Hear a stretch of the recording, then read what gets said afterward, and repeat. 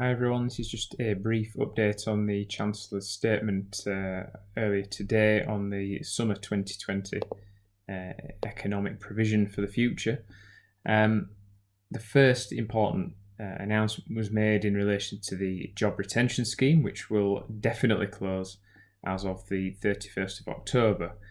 However, the concept of a new job retention bonus has then been introduced, and this will amount to £1,000 for each furloughed employee who's still employed as of 31st of January 2021.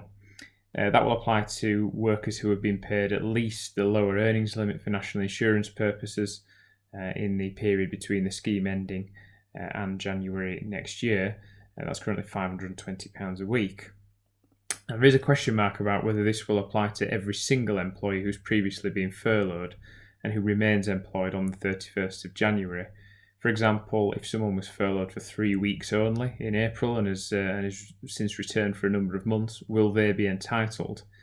Now, the government's plan for jobs document, which they've published on the gov.uk website, is not explicit about this. The document states that the total cost of the bonus could be £9.4 billion, and that this presents the maximum possible cost if the bonus is paid to all 9.4 million jobs furloughed at any point during the scheme for claims received by the 5th of July. The final cost will depend on the number of qualifying furloughed employees that are retained. Costs will be lower than the maximum presented in this table. So firstly, the guidance refers to qualifying employees. Secondly, it states costs will be lower than the maximum. And thirdly, it states further detail about the scheme will be announced by the end of July. So I think businesses will need to wait for this guidance before assessing the financial impact of the bonus. And you may also be delaying decisions about bringing furloughed workers back until the guidance is published. The final confirmation is that payments will be made from February 2021. Next up, the Kickstart scheme worth £2 billion. This will create an unlimited number of 6-month work placements aimed at those aged 16 to 24 who are on universal credit and who are deemed to be at risk of long-term unemployment. Funding available for each job will cover 100% of the relevant national minimum wage for up to 25 hours a week, plus associated employer NI and auto-enrolment contributions. Employers are able to top up that contribution. The scheme will open in August and the first placements will start in the autumn. Finally, we move on to apprenticeships and traineeships. An additional £111 million provided to fund traineeships and sector-based work academy placements, again for 16 to 24-year-olds, so the focus very much on the youth.